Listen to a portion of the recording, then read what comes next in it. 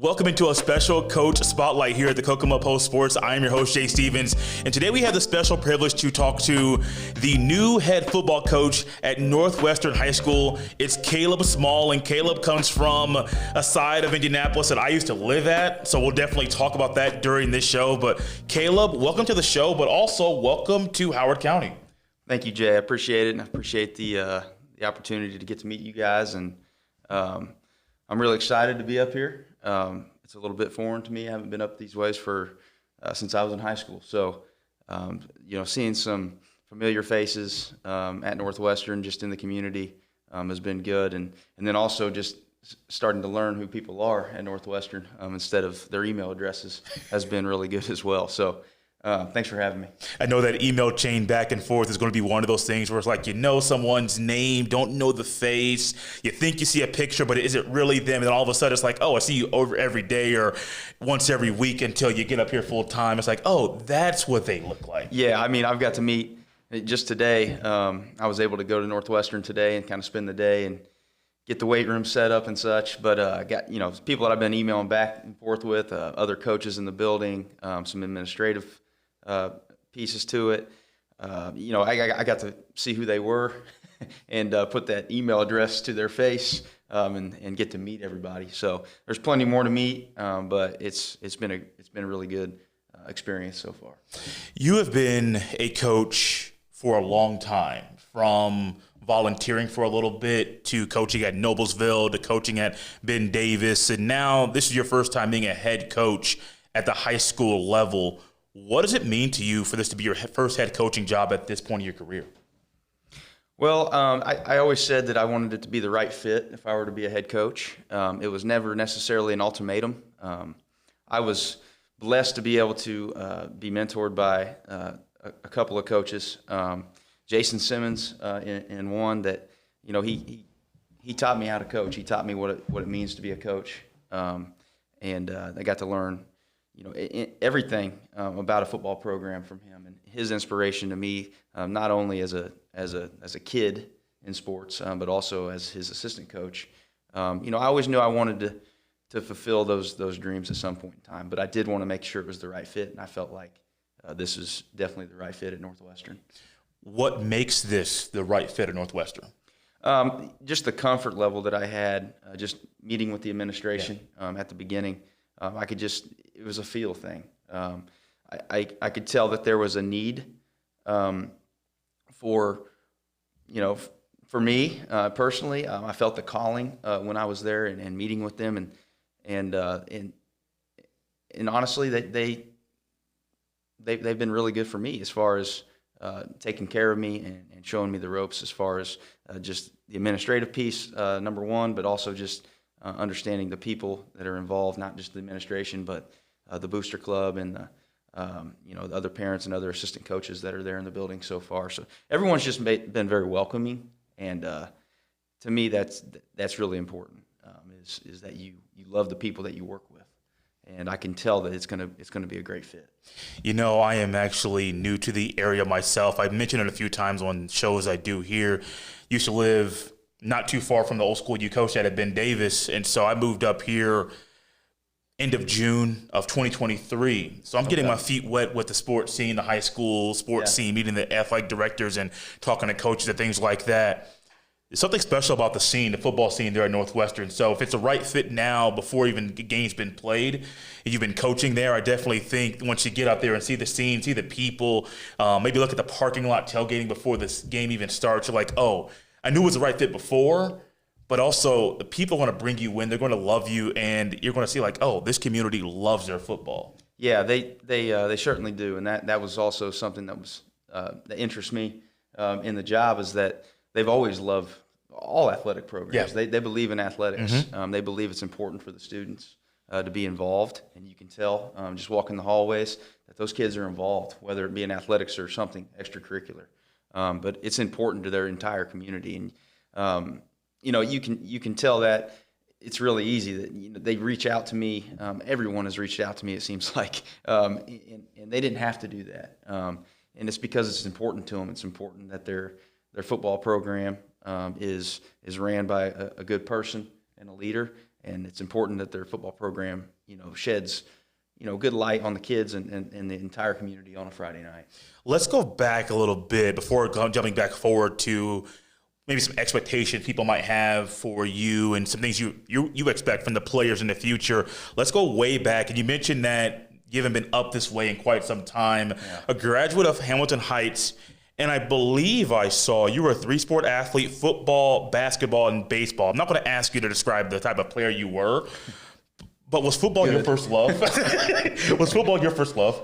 I've told people this for years, and I ended up playing football and baseball in college because I couldn't pick between the two.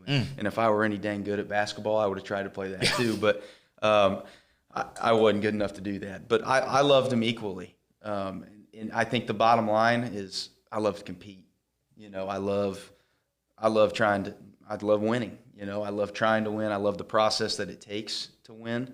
And you probably put me on a volleyball court, and I would love it just as much, just because I know that I have the opportunity to compete and have some fun. So, and I love being around people. I love teamwork, and as for lack of better terms, I was born kind of a natural leader, and I've been a leader on a team my whole life. So this is just something that it's just kind of the next step in my life as far as being a leader at a different level, than what I have been.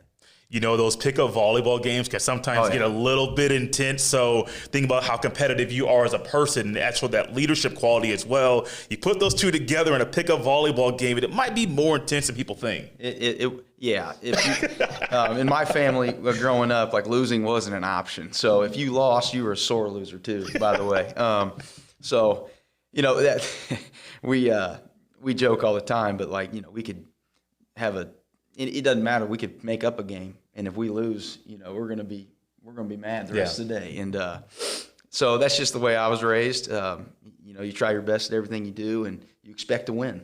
And that's kind of a mentality that I'm going to try to bring to Northwestern football. I like that. I like that a lot. From Hamilton Heights, you ended up going to Marion. Talked about that a couple times. Yeah. Played a couple sports there, and I think I saw you were a volunteer assistant for a little bit. Was that while you were at Marion? So I was presently at Ben Davis. Okay. I was at Ben Davis, and it was the COVID year.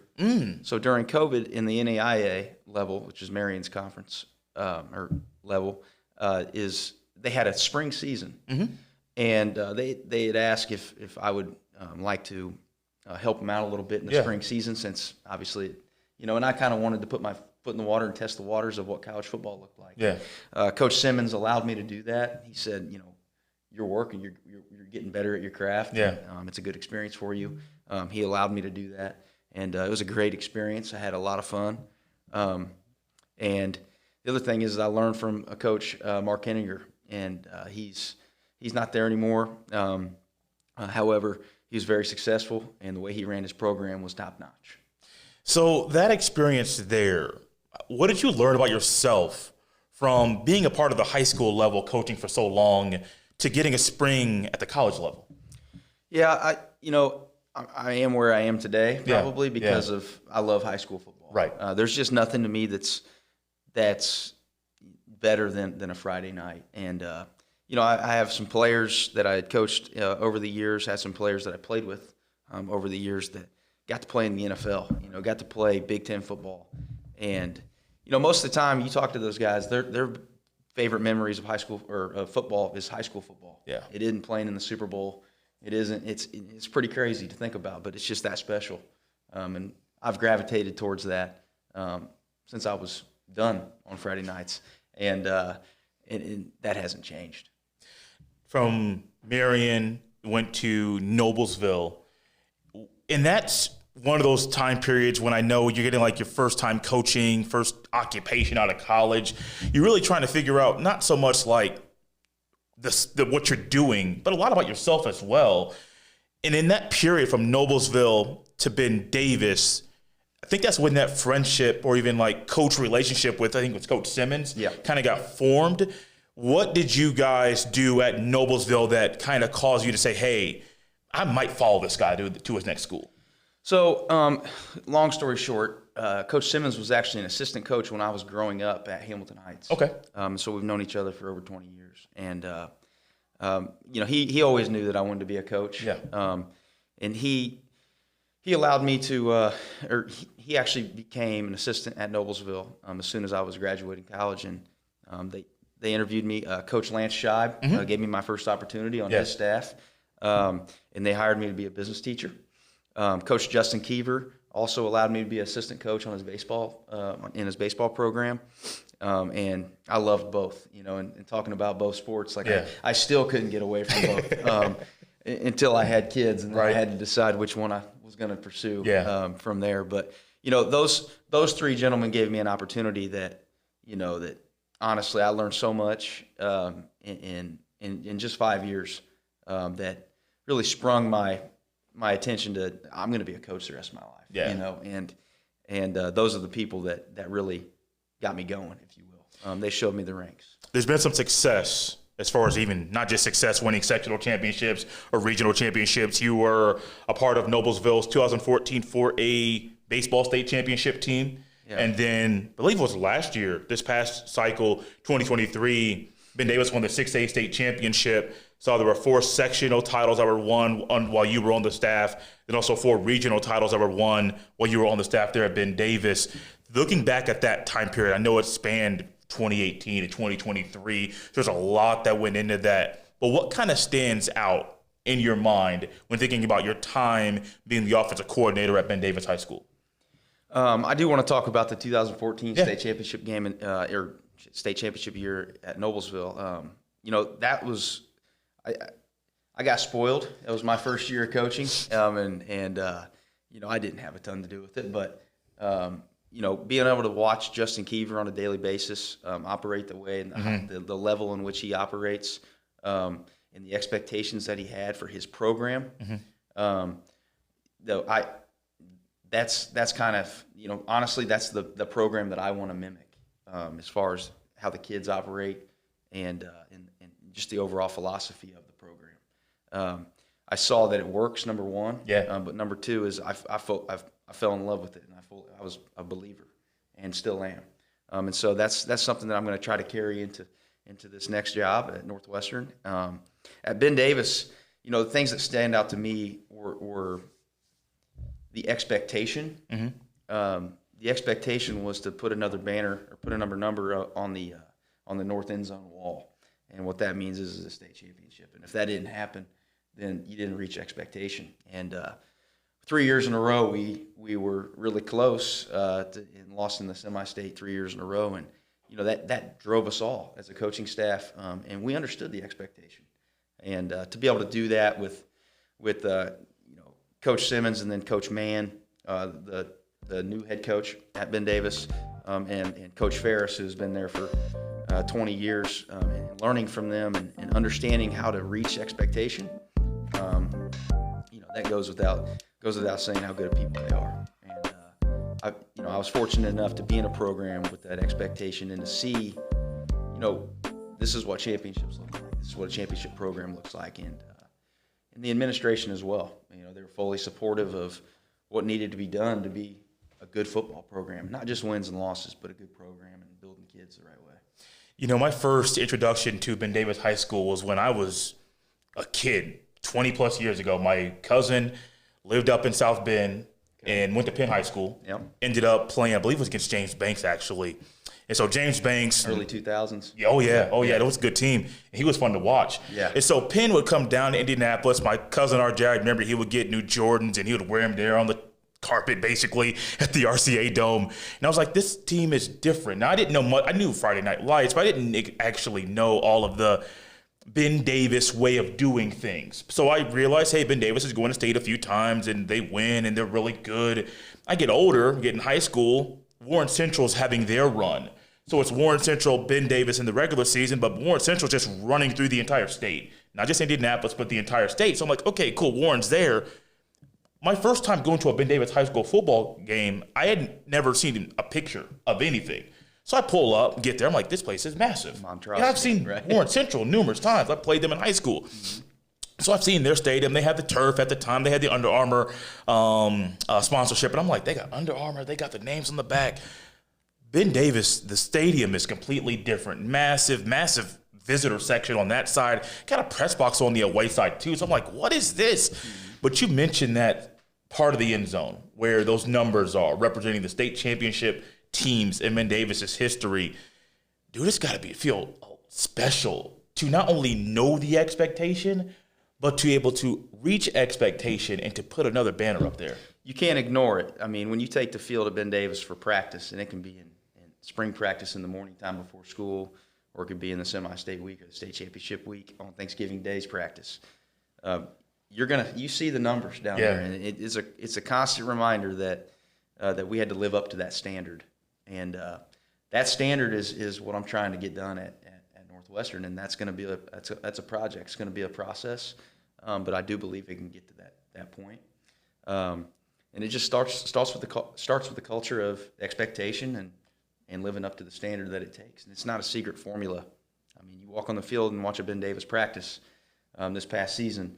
There's no secret formula. Those kids show up and work, and they know the expectation, and they don't waver from it. Neither does the coaching staff. So, that's a culture piece that I know works. I've seen it be done, and that's the level in which that's the level and expectation in which I'm going to bring to Northwestern, and that it's not okay to not do things the right way, and it's not okay to lose, and we're going to do everything we can to build the program the right way, and understand that good things will happen after that. Coach, I told you we're going to jump back into the portion of looking ahead to what's going to happen in the fall of this year. Let's go ahead and do that right now. You talk about the work that needs to be put in and doing things the right way now at Northwestern.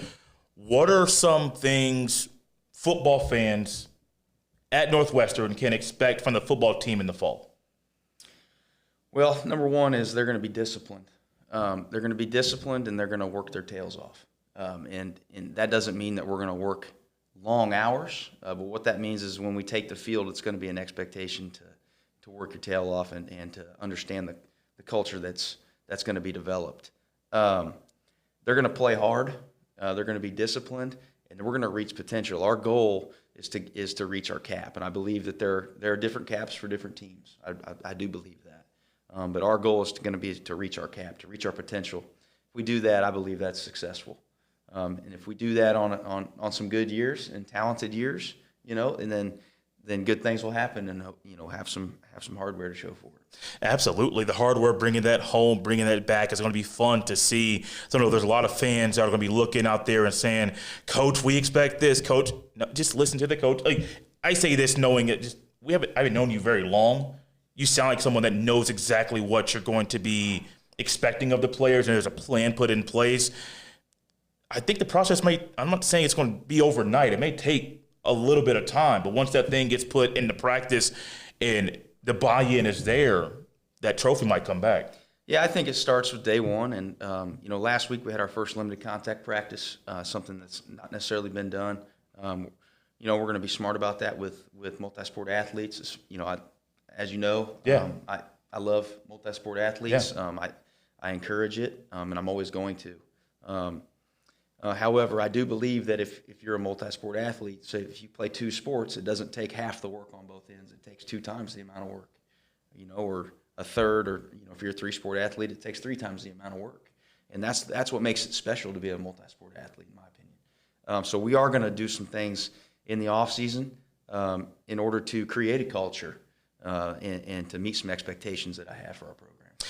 Coach, you've been an offensive coordinator for a long time. So let's dive into the offense and go into the defense. Mm-hmm. What kind of offense are you planning on running in the fall? It's always going to be determined based on who our quarterback is, number one. Smart.